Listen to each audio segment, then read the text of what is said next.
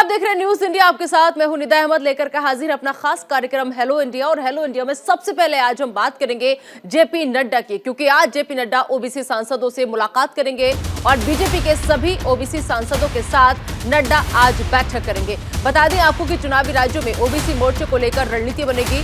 OBC समाज के अपमान को लेकर बीजेपी के निशाने पर दरअसल राहुल गांधी है और बीजेपी के सभी ओबीसी सांसद आज दिल्ली में पार्टी के राष्ट्रीय अध्यक्ष जेपी नड्डा के साथ बैठक करेंगे।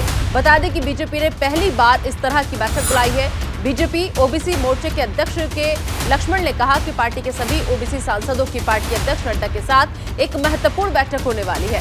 बैठक के दौरान इस रणनीति पर विचार किया जाएगा कि चुनावी राज्यों में किस तरह ओबीसी मोर्चा अपना कार्यक्रम चलाएगा। बैठक में समाज को लेकर चर्चा की जाएगी और संगठन को मजबूत करने की रणनीति पर भी विचार विमर्श किया जाएगा। यह बैठक ऐसे समय में हो रही है जब पूर्व कांग्रेस अध्यक्ष राहुल गांधी, आपको बता दें कि मोदी सरनेम पर टिप्पणी को लेकर बीजेपी के निशाने पर हैं। बीजेपी उन पर समूचे ओबीसी समाज के अपमान का आरोप लगा रही है।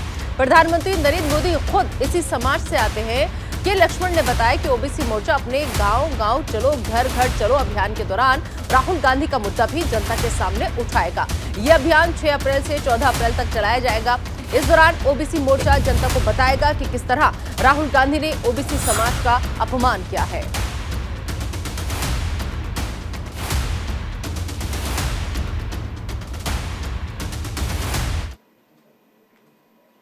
और चलिए बढ़ते हैं और अब बात कर लेते हैं अतीक अहमद की। प्रयागराज की नैनी जेल से अतीक को लेकर के पुलिस जो है वो निकल चुकी है। साबरमती जेल के लिए पुलिस फिलहाल रवाना हुई है। कोर्ट ने अतीक को आजीवन कारावास की सजा सुनाई है। फिलहाल राजस्थान तक अतीक का काफिला पहुंच चुका है। प्रयागराज में एमपी एमएलए कोर्ट ने माफिया अतीक अहमद को अपहरण के एक मामले में आपको बता दें कि आजीवन कारावास की सजा सुनाई है और उसके बाद अब उसे वापस साबरमती सेंट्रल जेल ले जाया जा रहा है। माफिया अतीक अहमद को लेकर यूपी पुलिस का काफिला साबरमती जेल के लिए रवाना हो चुका है, जबकि इसी मामले में दोष मुक्त उसके भाई पूर्व विधायक अशरफ को बरेली जेल वापस भेज दिया गया है। माफिया अतीक अहमद के नैनी सेंट्रल जेल से साबरमती के काफिले में अतीक के परिवार का कोई सदस्य नहीं जा रहा है। अतीक के वकील विजय मिश्रा अपनी गाड़ी से काफिले के साथ जा रहे हैं। वकील विजय मिश्रा साबरमती जेल तक काफिले के साथ जा रहे हैं। साबरमती से प्रयागराज लाते वक्त अतीक के परिवार की 3 महिलाएं झांसी से काफिले के साथ आई थी। इनमें अतीक अहमद की बहन आयशा, अशरफ की पत्नी जैनब और भांजी भी शामिल थी।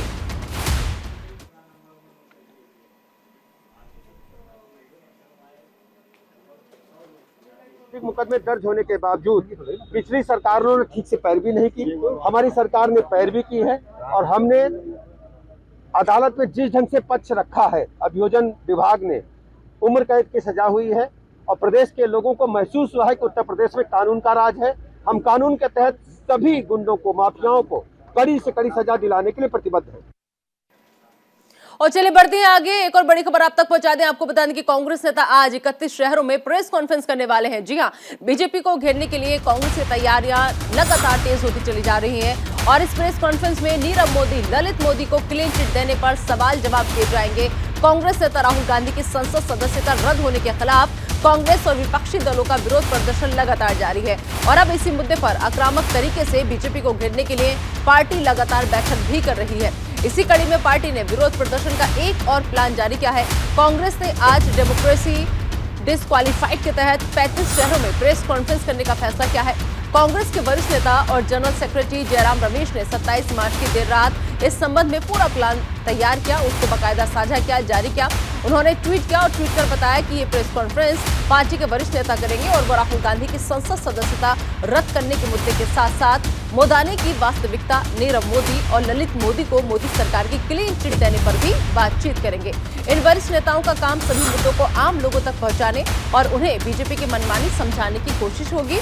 कांग्रेस ने 35 शहरों में प्रेस कॉन्फ्रेंस के लिए टीम तैयार कर ली है।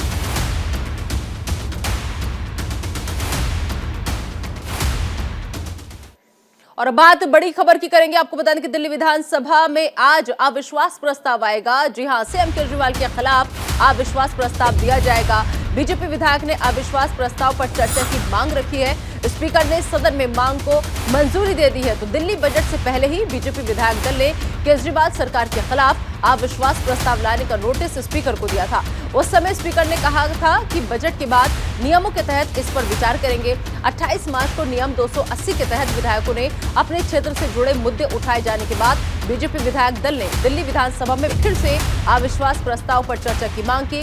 विपक्ष के नेता रामबीर बिधूड़ी के प्रस्ताव पर स्पीकर ने 29 मार्च यानी आज चर्चा के लिए मंजूरी दी है। सदन में अदानी मामले पर चर्चा मामले में विधायक मदन लाल ने प्रधानमंत्री नरेंद्र मोदी का नाम लेने पर बीजेपी सदस्यों ने आपत्ति जताई। इसके बाद स्पीकर ने रूलिंग दी कि प्रधानमंत्री शब्द का इस्तेमाल कर सकते हैं, नाम नहीं ले, लेकिन हंगामा जारी रहा। दिल्ली विधानसभा में केजरीवाल सरकार के खिलाफ कल यानी कि आज अविश्वास प्रस्ताव आएगा। स्पीकर ने इसे मंजूरी दे दी है।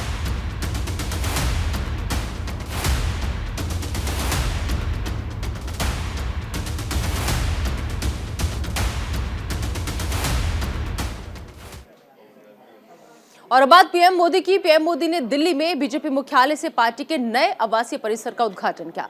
इस दौरान कार्यक्रम को संबोधित करते हुए उन्होंने विपक्ष पर जोरदार हमला बोला। पीएम मोदी ने कहा कि जांच एजेंसियों पर सवाल उठाया गया, भ्रष्टाचारियों की जड़ें हिल गई हैं और सारे भ्रष्टाचारी एकजुट हो गए हैं। इसके साथ ही पीएम मोदी ने विपक्ष पर परिवारवाद का आरोप लगाते हुए कहा कि बीजेपी युवाओं को मौका देती है। जो लोग भ्रष्टाचार में लिप्त है, उन पर जब एजेंसियां कार्रवाई करती हैं तो एजेंसियों पर हमला किया जाता है। जब कोर्ट कोई फैसला सुनाता है तो कोर्ट पर सवाल उठाए जाते हैं, न्यायिक प्रणाली पर हमले होते हैं।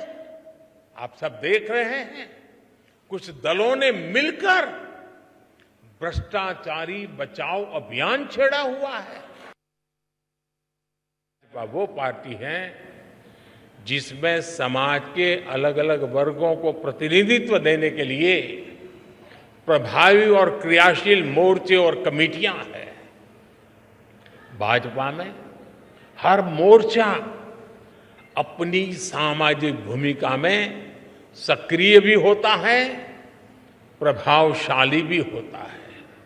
साथियों, भाजपा की एक और विशेषता है कि हमारी पार्टी समाज के साथ जुड़कर के काम करती है। भाजपा में समाज की सेवा के माध्यम से कार्यकर्ताओं को गढ़ा जाता है। और चलिए एक और अहम खबर आप तक पहुंचा दें। आपको बता दें कि आज अहमदाबाद के दौरे पर रहेंगे सीएम अशोक गहलोत। 12:30 बजे सीएम गहलोत प्रेस कॉन्फ्रेंस करेंगे। गुजरात कांग्रेस प्रदेश कार्यालय में ये प्रेस कॉन्फ्रेंस होगी। राहुल गांधी की सदस्यता रद्द होने पर कांग्रेस में लगातार आक्रोश जो है वो देखा जा रहा है। लिहाजा 12:30 बजे अशोक गहलोत जो है वो प्रेस कॉन्फ्रेंस करने जा रहे हैं। गुजरात कांग्रेस प्रदेश कार्यालय में ये प्रेस कॉन्फ्रेंस होगी। तो आज अहमदाबाद के दौरे पर है सीएम अशोक गहलोत और जब वो अहमदाबाद पहुंचेंगे तो 12:30 बजे सीएम गहलोत जो है प्रेस कॉन्फ्रेंस करेंगे। तो गुजरात कांग्रेस प्रदेश कार्यालय में ये अहम प्रेस कॉन्फ्रेंस होने जा रही है। तो अशोक गहलोत ने ट्वीट करके जानकारी साझा की है कि आज 12:30 बजे वो प्रेस कॉन्फ्रेंस करने वाले हैं। गुजरात कांग्रेस प्रदेश कार्यालय में ये उनकी प्रेस कॉन्फ्रेंस होने जा रही है। राहुल गांधी की सदस्यता रद्द होने पर कांग्रेस में लगातार आक्रोश की स्थिति देखी जा रही है और आज जगह जगह पर कांग्रेस जो है 31 शहरों में प्रेस कॉन्फ्रेंस करेगी। उसी में 12:30 बजे सीएम अशोक गहलोत का भी प्रेस कॉन्फ्रेंस करने का कार्यक्रम है। गुजरात कांग्रेस प्रदेश कार्यालय में ये प्रेस कॉन्फ्रेंस होगी क्योंकि आज वो अहमदाबाद के दौरे पर है। और इधर आज कुशीनगर के दौरे पर रहने वाले हैं उत्तर प्रदेश के मुख्यमंत्री योगी आदित्यनाथ। सुबह 10 बजे कुशीनगर के लिए वो रवाना होंगे। 2000 करोड़ रुपए के विकास कार्यों का लोकार्पण करेंगे और दोपहर 1:30 बजे यानी कि 1:30 पर कुशीनगर से लखनऊ के लिए वो रवाना हो जाएंगे और दोपहर 2:40 पर वो लखनऊ पहुंचेंगे। सीएम योगी आदित्यनाथ शाम 4 बजे आपको बता दें कि यूपी कैबिनेट की बैठक होगी और तो मुख्यमंत्री आवास पर ये कैबिनेट की अहम बैठक होने जा रही है। तो शाम 4 बजे यूपी कैबिनेट की अहम बैठक है और 2:40 पर वो लखनऊ पहुंच जाएंगे। इसके बाद में बैठक में हिस्सा लेंगे। तो आज कुशीनगर के दौरे पर रहेंगे सीएम योगी आदित्यनाथ। सुबह 10 बजे कुशीनगर के लिए वो रवाना हो जाएंगे और फिर इसके बाद जनता को 2000 करोड़ की वो सौगात देने वाले हैं कुशीनगर वासियों को। और फिर दोपहर यानी 1:30 पर लखनऊ के लिए वो रवाना हो जाएंगे और बता दें आपको कि दोपहर 2:40 पर वो लखनऊ पहुंचेंगे और वहां पर जाकर शाम 4 बजे उत्तर प्रदेश की कैबिनेट की बैठक है, यूपी की कैबिनेट बैठक है, उसमें हिस्सा लेंगे। उधर आज हरिद्वार दौरे पर आरएसएस प्रमुख मोहन भागवत रहने वाले हैं। पतंजलि संन्यास दीक्षा महोत्सव में वो शामिल होंगे। कार्यक्रम को मोहन भागवत जो है वो संबोधित भी करेंगे। तो आज हरिद्वार दौरे पर हैं आरएसएस प्रमुख मोहन भागवत और इस दौरान आपको बता दें क्योंकि पतंजलि का संन्यास दीक्षा महोत्सव है, इसी महोत्सव में शामिल होंगे मोहन भागवत। इसके अलावा कार्यक्रम को मोहन भागवत संबोधित भी करते हुए नजर आएंगे। तो आज हरिद्वार के दौरे पर आरएसएस प्रमुख मोहन भागवत है।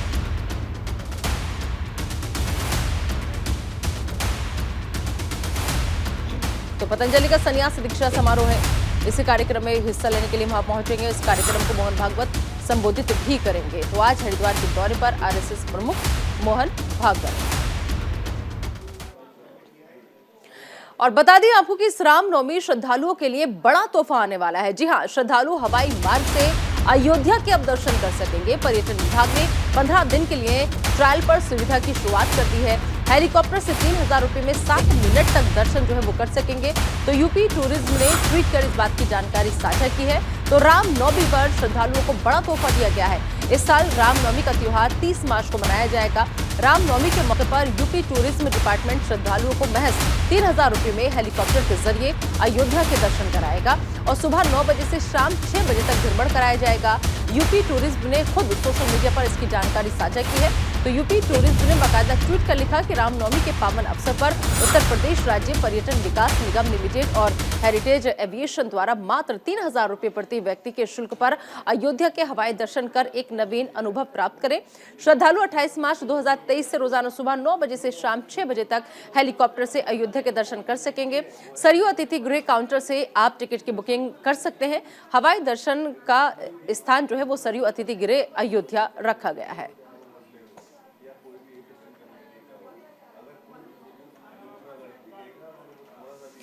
और अब बात राजस्थान के सीएम अशोक गहलोत की। सीएम अशोक गहलोत ने मोदी सरकार पर निशाना साधते हुए कहा कि देश में आज लोकतंत्र खतरे में है। इसके साथ ही राहुल गांधी पर लंदन में दिए गए इंटरव्यू पर बोलते हुए उन्होंने कहा कि राहुल सदन में जवाब देना चाहते थे और लोकतंत्र में जवाब देना एक अधिकार है जिसे उन्हें देने नहीं दिया गया।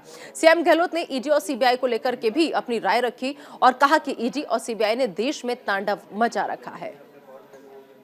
प्रधानमंत्री जी को जो राहुल गांधी जी ने सवाल उठाए थे पार्लियामेंट के अंदर, उसका जवाब देना बनता उनका। लोकतंत्र में जरूरी जवाब देना जरूरी होता है, दिया नहीं। राहुल जी पर जो आरोप लगाए गए, लंदन में क्या बोल के आ गए, उसका जवाब वो देना चाहते थे। जब कोई आरोप लगता है तो अधिकार बन जाता है मेंबर पार्लियामेंट का, मैं वहाँ पर जवाब दूंगा। वो आपने अलाउ नहीं किया और षड्यंत्र करके आपने उनको निष्कासित कर दिया पार्लियामेंट से। तो ये मैं समझता हूँ पूरे देश में आक्रोश है।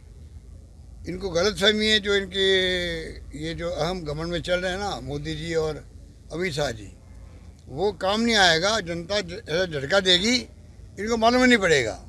हाईकोर्ट में गए बहानाबाजी करने के लिए, सीबीआई केस दिलवाने के लिए। अब इनको मालूम है जब एसओजी जांच पूरी कर चुकी है करीब करीब, और कभी भी कार्रवाई हो सकती किसी खिलाफ में भी। अब घबरा करके आप जो है वहाँ पर एक तरफ मेरे खिलाफ केस कर रहे हैं, दूसरी तरफ हाईकोर्ट के अंदर आप कह रहे इस केस को ही भेज दो, आप तो सीबीआई में भेज दो। इतने डर गए ये। पूरी पोल खुल चुकी है इस आदमी की। जो मुलम्मा लगा रखा था अपना, वो बहुत जल्दी आउट हो गए और इतने घबरा गए हैं कि अब दिल्ली में यहाँ पे लोकेश शर्मा जो मेरा ओएसडी है। और चलिए बढ़ते हैं आगे और बात करेंगे पुडुचेरी के सीएम एन रंगास्वामी की। एन रंगास्वामी ने विधानसभा सत्र के दौरान बड़ा ऐलान किया है। सीएम ने कहा कि राज्य में राशन की दुकानें फिर से खोली जाएंगी, जिसमें चावल, चीनी, गेहूं और छोटे अनाज शामिल हैं। वहीं मुख्यमंत्री रंगास्वामी ने विधानसभा में कहा कि सरकार की मंशा राज्य में राशन की दुकानें खोलने की है।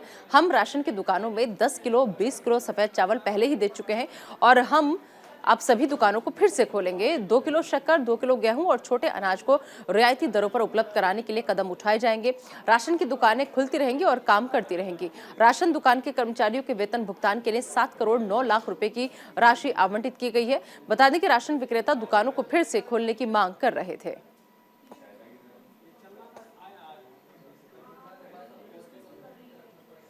इधर ही पलानीस्वामी ने मद्रास हाईकोर्ट से हरी झंडी मिलने के बाद एआईएडीएमके के महासचिव पद की कमान संभाल ली है और इसके साथ ही पार्टी अब उनका पूरी तरह से नियंत्रण पार्टी पर हो गया है। कोर्ट के फैसले के बाद एआईएडीएमके मुख्यालय में जश्न शुरू हो गया और पलानीस्वामी के समर्थकों ने मिठाई बांटकर और आतिशबाजी कर खुशी मनाई। बता दें कि पलानीस्वामी भी समर्थकों का अभिवादन स्वीकार करने पार्टी मुख्यालय पहुंचे और अन्नादुर्मुख के दिवंगत नेताओं रामचंद्रन और जयललिता को श्रद्धांजलि दी। पलानीस्वामी ने इस पदोन्नति के लिए अपने समर्थकों का आभार व्यक्त किया। बता दें कि हाईकोर्ट ने अन्नादुर्मुख के 11 जुलाई के आम परिषद के प्रस्तावों के खिलाफ पनीरसेल्वम और उनके सहायकों की याचिकाएं खारिज कर दी हैं और इन प्रस्तावों में पलानीस्वामी और उनके समर्थकों को निष्कासित किया जाना शामिल था।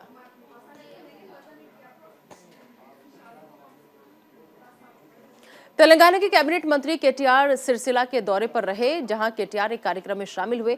कार्यक्रम को संबोधित करते हुए मंत्री केटीआर ने बीजेपी पर जमकर हमला बोला। उन्होंने कहा कि आपका पीएम अडानी का दलाल है, लेकिन मैं नहीं कहूंगा, लेकिन पूरा देश कह रहा है कि पीएम अडानी का दलाल है। उन्होंने आगे कहा कि बीजेपी प्रदेश अध्यक्ष बांदी संजय ने लिखा है कि टीएसपीएससी पेपर लीक मैंने किया है और साथ ही सीएम केसीआर को दलाल बताया है।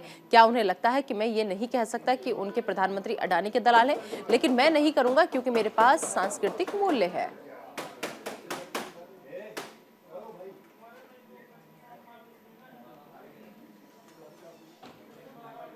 इधर वाईएसआरटीपी नेता वाईएस शर्मिला को पुलिस ने उनके हैदराबाद स्थित आवास पर कथित तौर पर रोक दिया।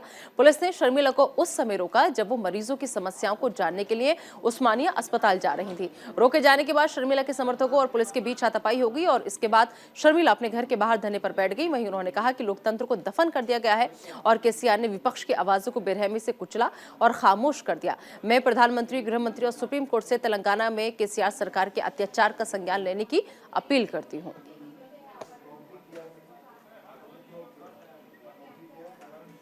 सीपीआई के राष्ट्रीय सचिव नारायण महबूबाबाद में कांग्रेस के प्रदर्शन में शामिल हुए और यहां विरोध प्रदर्शन आदिवासी कांग्रेस के उपाध्यक्ष डॉक्टर बलैया नाइक ने आयोजित किया था। कांग्रेस नेता राहुल गांधी की संसद से सदस्यता जाने के बाद ये विरोध प्रदर्शन किया गया। नारायण के प्रदर्शन में शामिल होने से विपक्षी दलों की एकजुटता देखी गई। बता दें कि राहुल गांधी की सदस्यता जाने के बाद देश भर में कांग्रेस का प्रदर्शन जारी है, जहां विपक्षी नेता भी कांग्रेस के प्रदर्शन में शामिल हो रहे हैं और बीजेपी पर जमकर लोकतंत्र खत्म करने का आरोप लगा रहे हैं। ప్రజాకోర్టు ఉంది కదా, ప్రజాకోర్టు తెలుసుకుంటాం కదా, రాహుల్ గాంధీ कैसे తెలుసుకుంటాం। कर्नाटक में बंजारा और भोवी समुदाय के लोगों का विरोध प्रदर्शन लगातार जारी है। राज्य सरकार के आंतरिक आरक्षण के ऐलान के बाद समुदाय के लोगों ने सड़क को जाम कर रखा है। प्रदर्शनकारियों ने शिवमोगा शिकारीपुरा राजमार्ग को घेर रखा है और साथ ही मुंबई सरकार के खिलाफ नारेबाजी कर रहे हैं। वहीं 27 मार्च को आंतरिक आरक्षण का विरोध करते हुए दोनों समुदाय ने कर्नाटक के पूर्व मुख्यमंत्री बीएस येदियुरप्पा के कार्यालय और घर पर पथराव भी किया। बता दें कि मुंबई सरकार ने आंतरिक आरक्षण के लिए अनुसूचित जाति समुदाय के अंदर अलग अलग उपजातियों को विशिष्ट कोटा आवंटित किया है और प्रदर्शनकारियों का आरोप है कि हमें कम आरक्षण दिया गया।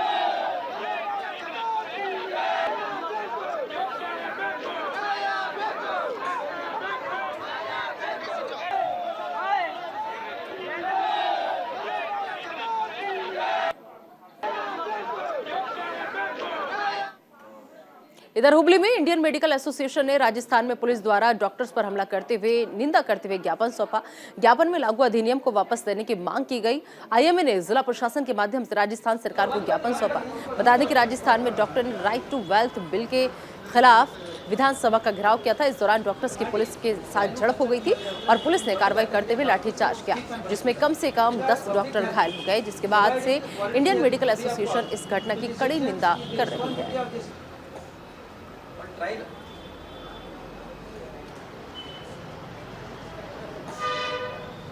और अब बात विशाखापट्टनम से अहम खबर की। यहां पर 2 दिवसीय G20 IWG की बैठक शुरू हो गई है।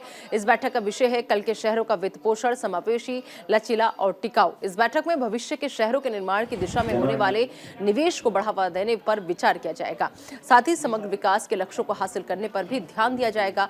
इसके लिए सभी सदस्य देश अपने अनुभवों को साझा करेंगे और वैश्विक विकास के लिए सामूहिक भागीदारी पर भी विचार करेंगे।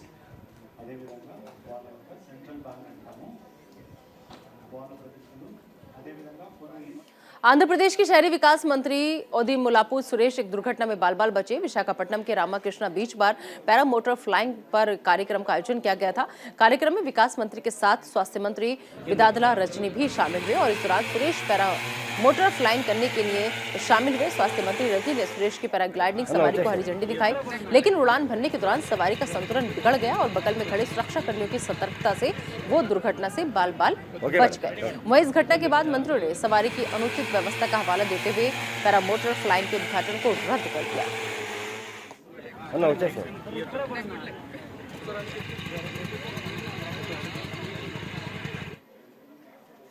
संगारेड्डी में पुलिस और स्पेशल ऑपरेशन टीम को बड़ी सफलता मिली है, जहां पुलिस ने ड्रग्स की तस्करी करने वाले 2 आरोपियों को गिरफ्तार किया है।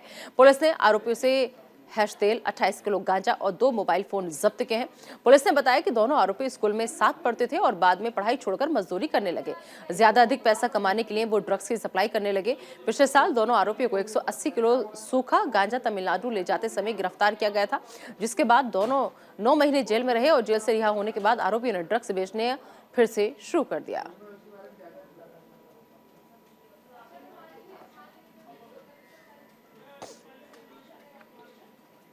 इधर वारंगल में काकतीय इंस्टीट्यूट ऑफ टेक्नोलॉजी ने किसानों को बड़ी राहत दी है।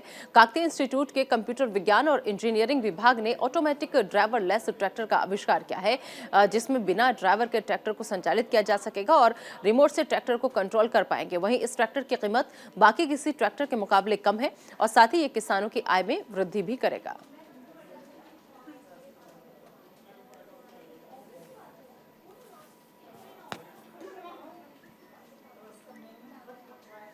हैदराबाद में रमजान के महीने में इत्र की मांग बढ़ गई है। इत्र जिसे फूलों के अर्क से तैयार किया जाता है। दरअसल रमजान के महीने में इत्र की मांग इसलिए बढ़ जाती है क्योंकि इसमें अल्कोहल का इस्तेमाल नहीं किया जाता है, साथ ही पूरी तरह से रसायन मुक्त होता है। आपको बता दें कि देश भर के मुसलमान रमजान के महीने में रोजा रखते हैं। लोग पवित्र महीने के दौरान नॉन अल्कोहलिक इत्र का उपयोग करना पसंद करते हैं, जिसके कारण इसकी मांग इन दिनों बढ़ जाती है।